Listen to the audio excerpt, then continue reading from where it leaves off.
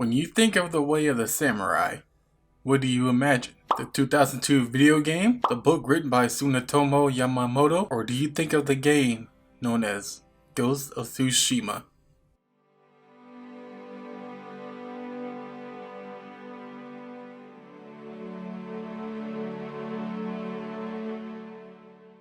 Ghost of Tsushima is a third-person open-world game developed by Sucker Punch Productions. The game takes place in 1274 in the island of Tsushima in Japan. The main character, Jin Sakai, tries to fight back against the Mongols' invasion as he tries to rescue his uncle and put an end to the Khan and the Mongol reign on the Tsushima island.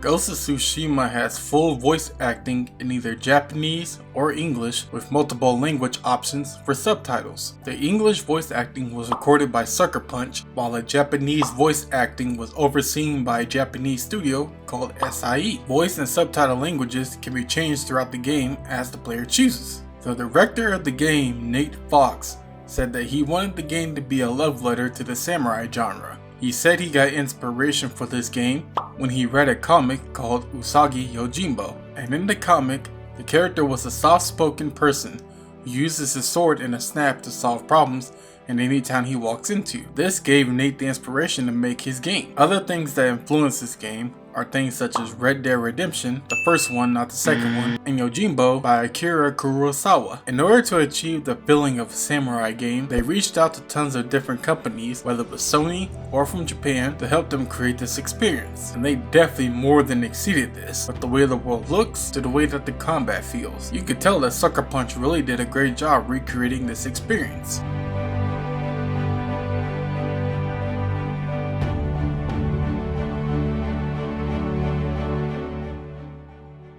The reception for this game was well received, with most game reviewers giving it good ratings. But despite all the positivity that Ghost received, there were a few critiques that people had with the game, such as a few thinking that the combat felt a little dull and really was lacking a lot of personality. They felt that Ghost had an absolutely breathtaking open world experience, but could have really used a better combat system and better combat controls. Despite the few critiques, the game was still well received, with it being the third Western game to ever receive a Famitsu perfect score of 40 for 40. Worldwide, the game sold more than 2.4 million units in its first 3 days of sales, making it Sony's fastest selling original IP debut. Also, after only 3 weeks of sales, Ghost of Tsushima achieved the highest lifetime sales for a PS4 first-party game in Japan, surpassing Marvel's Spider-Man. It quickly became Sony's fastest-selling first-party original PlayStation 4 game, selling over 6.5 million copies worldwide as of March 2021.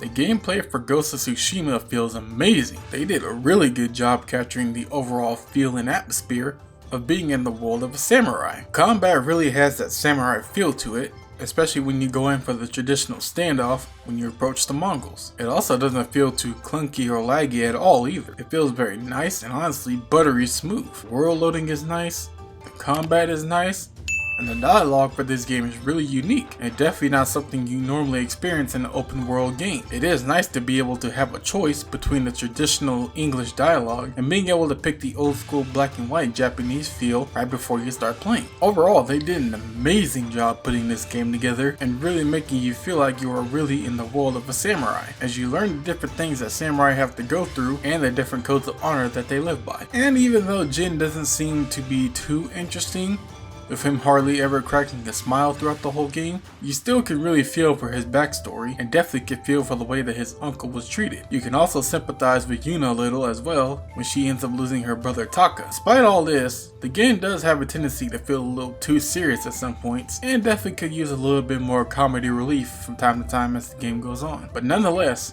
the game is an amazing experience and definitely a great way to end the great generation of the PlayStation 4. I definitely highly recommend playing this game if for some reason you haven't already.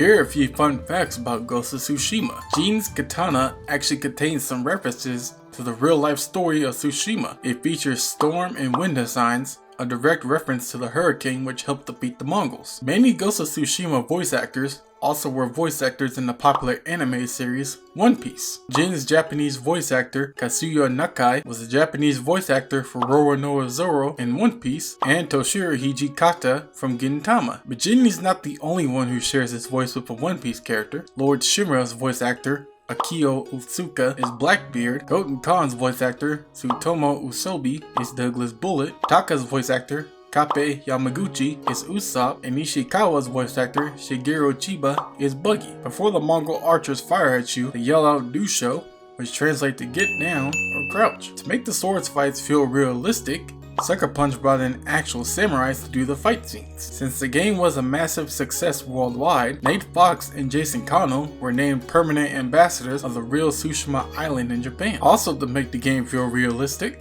Sucker Punch actually traveled to Tsushima Island. There, they took many snapshots, such as photos they used to make the leaves for Tsushima Island, and recorded actual audio of the birds and the deer we can hear in the game in a nearby park. If you play a full song on the flute that Jin has, you can actually change the weather. The weather also changes based off of Jin's actions, such as when Jin Sakai leaves the path of samurai to embrace the power of the ghost. Since Ghost is a Sucker Punch game, there are many references to their previous work. For instance, the crooked camo headband is a reference to Sly Cooper, and the band of the second song is a direct nod to the latest Infamous game. Jin can also wear a full cosplay of Sly Cooper by combining the crooked camo headband and the Sly Tanuki sword kit while wearing the Gosaku armor in the Ocean Guardian color scheme. This will actually also unlock a hidden trophy called Cooper Clan Cosplay. Your hobbies and your interests don't make you a loser. How you carry yourself will determine if you're a loser or not, by none other than yours truly. So where did I come up with this quote, and why did I choose this to be in the video? One thing you see with a lot of people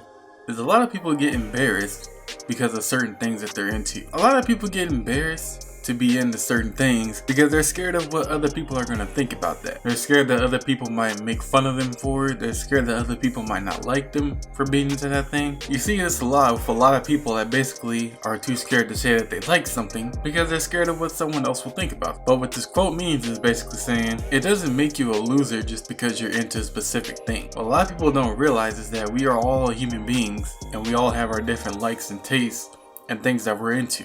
And just because someone doesn't understand a certain hobby or habit that you enjoy, that doesn't mean that that makes you a loser. It just means that that person is just misunderstood and doesn't fully understand why you like that thing so much. But just because you're into something, that doesn't automatically mean that you have to become the stereotype of that thing. A prime example of this quote would be, you know how there's a lot of people out there that are really into sports, like really into sports? There's a lot of people that are super obsessed about sports, about football, about basketball, about basically any sports, and they can get a little bit too rowdy, a little bit too over the top. Like you see certain fans that go across the field drinking, you see fans cursing out certain football players while they're scoring touchdowns or whatever. You see hecklers running onto the court trying to attack the sports stars. As you can probably guess, there's a lot of toxic sports fans out there. But does that mean that because there's a few toxic fans out there, that means that all sports fans are the exact same way? Of course not. Yeah, there's a few bad apples in this, but there's a few bad apples in every type of hobby that you look at. Just because there's a few people out there that are the stereotype of that thing, that doesn't mean that you have to be the stereotype of that as well. You can enjoy certain things that you want to enjoy and still be a normal person. Just because you're into something, that doesn't make you a loser. And I feel like calling somebody a loser just because they're into a specific thing is the wrong way to go about this. So hopefully this quote resonated with you guys. Hopefully you guys enjoyed this video. Hopefully you guys follow me on all my social medias. The links will be in the description. And I'll be back with some more content in the future. Peace.